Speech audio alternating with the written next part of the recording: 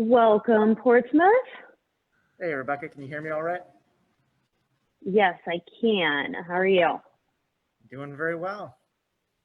Glad Great. to join And today. I just made the David Kilroy entry, the co-host. That's the correct one, correct? That is correct. All right, wonderful. And I can hear you fine. This is the only entry point for sound. Is that correct? Yes, this will be the only entry point. Great. All right. All right. And with that, Angela, I will hand it off to you. Thank you, Rebecca. Portsmouth, Ohio, are you ready? We are ready.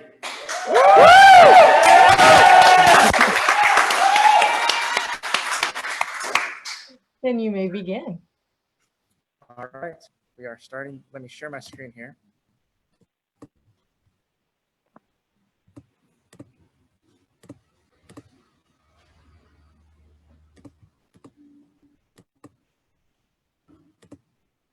Okay, can you see just fine? Yes.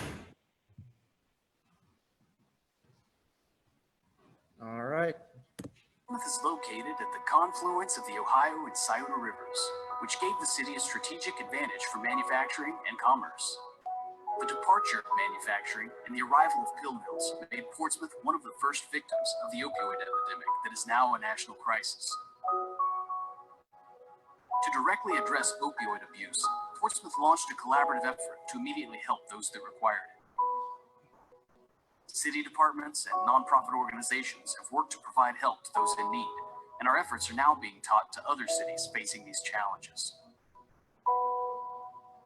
Our city's institutions have worked together to improve public art, restore historical places, develop commercial and educational locations, and create fun spaces that have restored a culture of engagement throughout our city.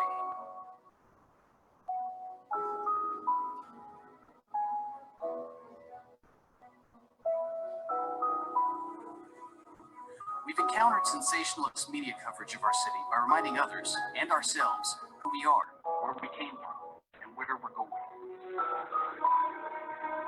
We fought isolation and built community by embracing diversity and equity in the leadership and membership of the community organizations and city government. We've launched new events, new festivals, and new activities to rebuild our strong community ties. Our events have been energetic, inclusive, and record-breaking.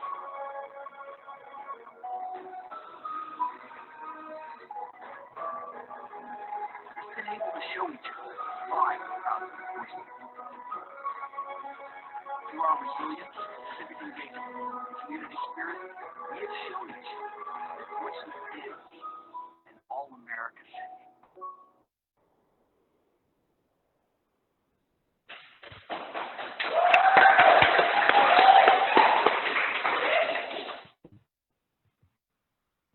Okay, and with that, we'll get started. Greetings from Shawnee State University's Cricker Innovation Hub in Portsmouth, Ohio. Today, we will discuss how 3 projects are part of our shared vision for transforming Portsmouth from a manufacturing city to a lifestyle city. We'll first talk about how we've reached out to those that required immediate help. Second, how we've improved a variety of public spaces in our city. And finally, how we've revitalized community bonds. Our first project is our community's response to the opioid epidemic. One of our first actions was shutting down the spaces that were used for the distribution and consumptions of opioids. We've taken back our great city by working with state, local, and federal agencies to get rid of illicit pill mills, tear down over 200 homes used for illegal drug activity. Organizations in our city have utilized local resources in a collaborated effort to help younger generations. Hi, I'm Teresa Bryan from Southern Ohio Medical Center. We joined together with our community resources to form TIP, Therapeutic Interagency Program for Infants Born Drug Dependent. Our efforts are having a significant impact on the life chances of Portsmouth's future generations. Hi, I'm Police Chief Debbie Brewer. I'm the first female chief in Portsmouth history. The programs and policies of our city departments and community organizations are showing positive results for our youth. The non-medical use of prescription drugs declined across all of Portsmouth high school grades by 41%, from 2013 to 2018. Along with prevention, we have improved our city's ability to provide treatment. Hi, I'm Tim Wolf, VP of the Counseling Center. The community-based innovative work the Counseling Center has done has received recognition from New York Times, Boston Globe, and NBC News. Clients at the Counseling Center are able to receive job training while in transitional housing. I'm most proud to introduce the next two speakers as they work with me at our garage. Hey, I'm David Paul. And I'm Tyler Paul. We're brothers and clients in transitional housing at the Counseling Center, and we learn skills of mechanics while we work in the TCC garage. We work under supervision of Edmund Martell, who is also the first Latino councilman in Portsmouth history. Our community has also used physical exercise to assist recovery, and we have local business owners who employ people that finish recovery. Woo! My name is Dale King. I'm the owner of PSKC and Doc Spartan. Hi, I'm Nicole. I'm Mickey. In 2018, we partnered with the Counseling Center to create a program that uses fitness as a force multiplier to addiction treatment. And we began the program with clients at the Counseling Center. We are now employees at Doc Spartan. Art therapy has also been used as an innovative technique to help with addiction treatment. Hi, I'm Cinnamon Wellington, owner of the Happy Pot. This summer, the Happy Pot has worked with the Counseling Center to provide art classes to clients so they can paint and create art as part of their recovery. Art has also been used in the transformation of spaces throughout our city, which is the second project of our application. Hi, I'm Charlotte Gordon. I'm the co-director of the Southern Ohio Museum and Cultural Center, as well as the Second Ward representative. This downtown has used and implemented murals and banners and exhibitions to charge the experience of the visitors in Portsmouth.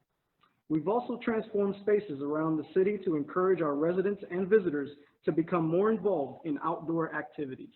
Hi, I'm Christy Franklin, founding member of the Southern Ohio Mountain Bike Association.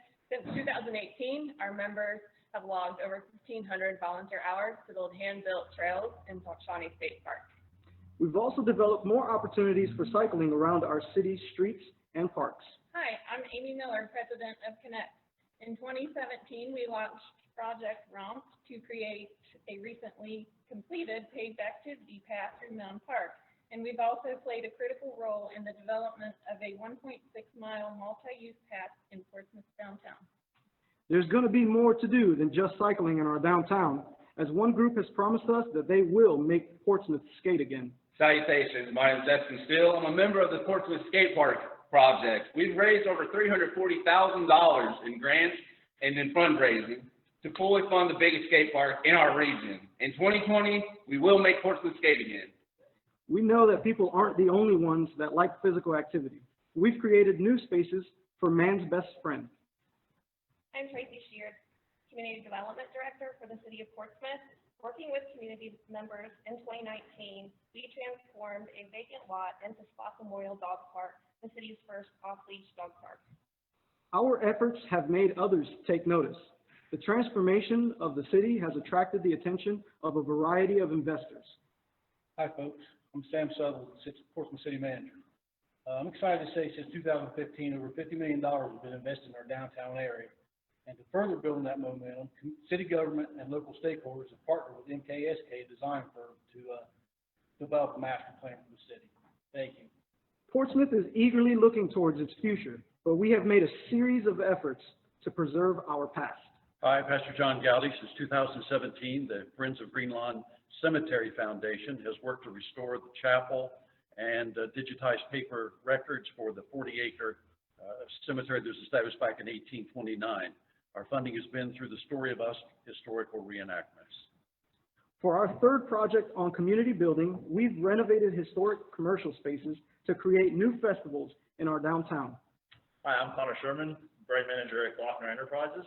And since 2018, thousands annually gather in October for Glocktoberfest. The event features the original Glockner hardware building, which is reclaimed and refurbished in 2018.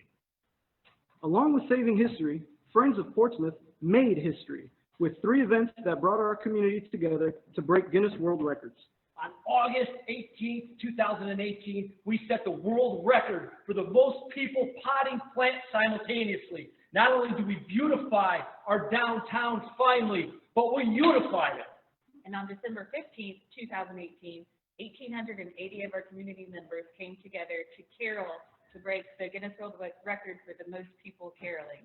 This led to the Hallmark Channel officially naming Portsmouth, Ohio, a 2019 hometown Christmas town. And on Winterfest 2019, 1,482 people broke the Guinness World Record for the most people wrapping presents simultaneously. Photos from the event were later featured in a New York Times article on Portsmouth's recent resurgence. We've also used music and fun events to re-energize our community spirit. I'm Drew Carter, president of the 14th Street Community Center. The 14th Street Community Center hosts the annual Soul Food and Music Festival and also hosts the annual Portsmouth Block Party to build community through fun and positivity. Music has become a regular feature in our downtown, thanks to the Portsmouth Blues Music Appreciation Society. Hi, I'm Chelsea Watkins, I'm Eli Beston. and we're members of Mike and the Big Unit, the house band of the Portsmouth, Ohio Blues Society. The Blues Society has been hosting an open blues jam since March of 2018. Musicians have been drawn from all across the tri-state area, even as far as Nashville. We're proud to be part of the Portsmouth art community. We have also used sport to build social bonds and positive identities within our senior community. Hi, my name is Lavette Mosley, coordinator of the Southern Ohio Senior Games, and also board member of the State of Ohio Senior Olympics. As of 2016, over 800 athletes participated in the Southern Ohio Senior Games, ages ranging from 50 to 93. Finally, let's hear about how Portsmouth has worked to become more inclusive for our city's future. Hi, I'm Pastor Benny Blevins of the Portsmouth Welcoming Community, and this is Pastor Maggie Fout. We are elders at the Portsmouth Welcoming Community of Christ. In 2018, we started Portsmouth's first annual Pride event. Yes, girl. And We worked with the Portsmouth City Council to pass legislation in July to extend anti-discrimination protections to the LGBT plus community in the areas of employment, accommodation, and housing. Portsmouth will continue working to ensure that we value community well-being in our transition from a 20th century manufacturing city into a 21st century lifestyle city. Thank you so much for hearing our story.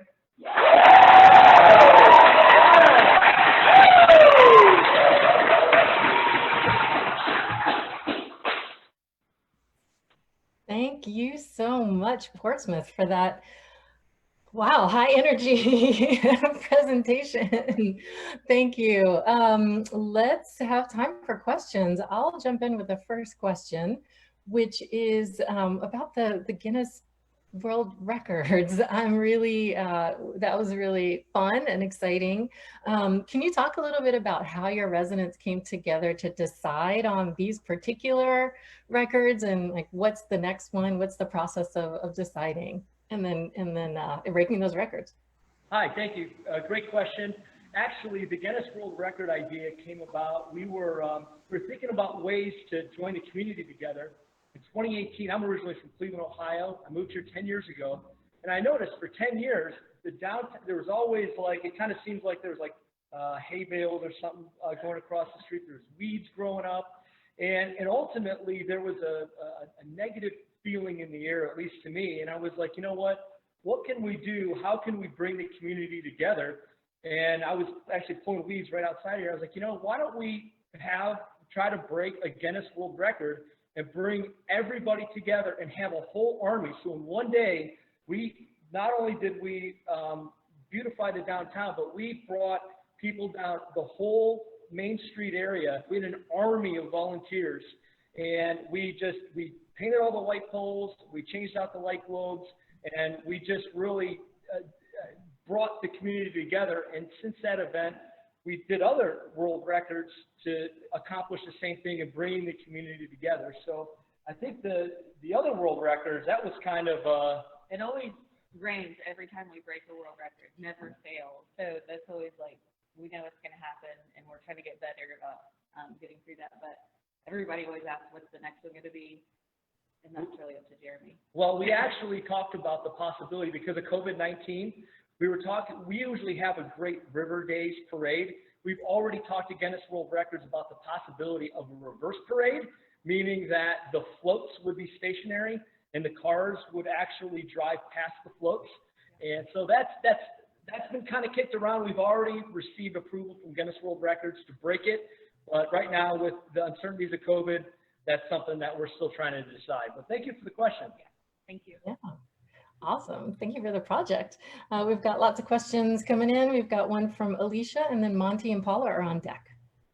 Hi, thanks, and thanks for the presentation. Great work that's going on. I'm wondering if we can, you know, your written presentation talked a lot about the narrative around opioids and, you know, looking at involving people who have been through addiction all the way to prevention. I'm wondering how you involve people in determining the direction of some of this great work that's going on and how they continue to be involved. Hi, I'm Tim Wolf. So basically what we determined that there's no cookie cutter way to treat the opioid epidemic and no one size fits all. But what we realized, if you can get people a job, a home, a driver license, you're giving them a great start once they beat this addiction. And that's really what we focus on as far as getting them, and then the community involvement, partnering with community employees, and that way they have a job to go to when they get through this. Thanks for the question. Okay, thank you. Next, we have a question from Monty. And Paula, you're on deck. I had a similar question. I'll just extend Alicia's. You talk a lot about narrative and not just kind of pigeonhole kind of what has been in the past, but really how you're using narrative to start to change where you're heading in the future with some of your projects, including with, is it Shawnee State University? So I don't know if you would like to add to kind of how intentionally you're using narrative to kind of both internally and externally drive your change in your vision. Sure. I think, you know, what we started and ended the oral presentation with was the change in the city from a manufacturing city to a lifestyle city. What I found, I moved here about 7 years ago, and I moved from Ireland. I was living there for about 13 years. And I saw there was changes in certain social institutions there, key ones, that then had a ripple effect on other social institutions and people in that society. When you come here to a manufacturing city, when factories left, it was more than just paychecks that left. That was a very influential institution on everything from education to church activities and so forth. So what we've done is acknowledge that, the departure of that institution, and now we're creating and redesigning a city that's not focused around manufacturing. So that included transformation of certain spaces around our city. It also meant that we would create new activities and events and festivals to produce community. But also what you're seeing with groups like the Counseling Center and the way that the city has helped in addressing the opioid epidemic is that we've very much invited people into community events. If you look at all the world-breaking events, there's been clients from the Counseling Center that have participated and helped us break those records.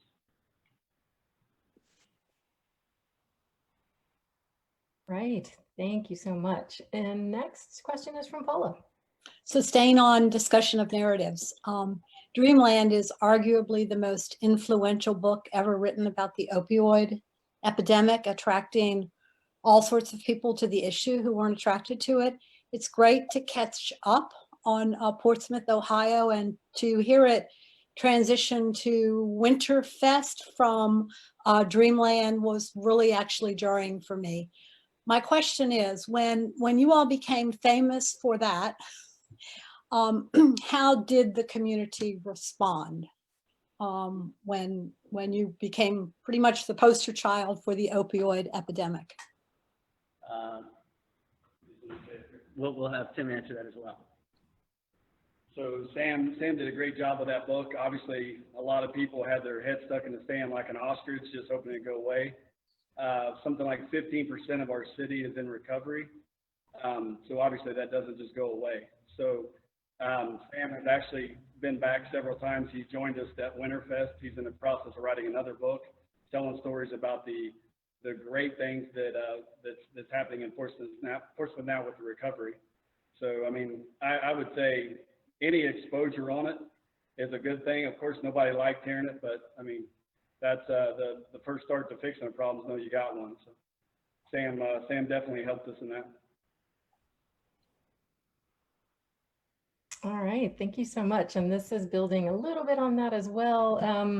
Can you, so one of the things that comes clearly through is just the broad cross-sector collaboration that's involved in all of your projects. And I'm wondering if you can talk a little bit about what doesn't come as clearly, which is the outcomes, and how can you tell that all of the amazing collaboration that's happening is having an impact on the outcomes in your community and actually making people healthier? Sure, I'll turn it over to Andy, our health department. Hi, good afternoon. I'm Andy Gideon. I'm the Director of Environmental Health for the City Health Department. Through this opioid epidemic, we've worked with U.S. Senators Rob Portman. Actually got us the HIDTA designation, the High Intensity Drug Trafficking Area. What that did is that brought in federal dollars to this community, allows us to work with actually federal law enforcement, local law enforcement. We've become partners in that and battling this epidemic. In Portsmouth, we had issues with all these vacant, blighted houses that were used for the illegal drug activity. Since I've been here 9 years, we've taken down over 200 homes by using federal dollars. Those vacant homes were used for illegal activity, prostitution, illegal drug use. Now we work hand in hand with not only the local law enforcement, state law enforcement, and federal law enforcement. One great thing about this community is we've come together. We're no longer one agency doing this, the other agency doing this. We've come together. Here in Portsmouth, we're like a family here. We're all in this together. We all work together. And it's to battle this opioid epidemic. It's what's great about this city, and that's what makes it the all-American city.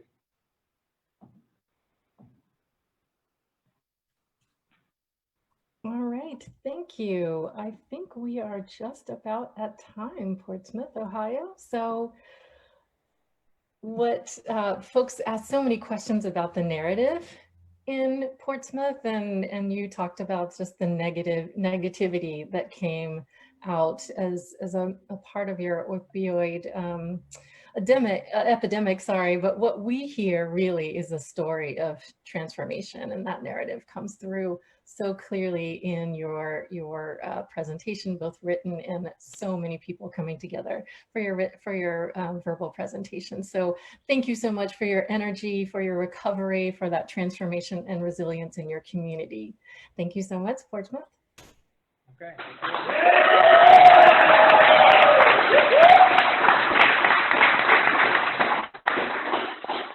Thank you all for your time today, and look forward to hearing more.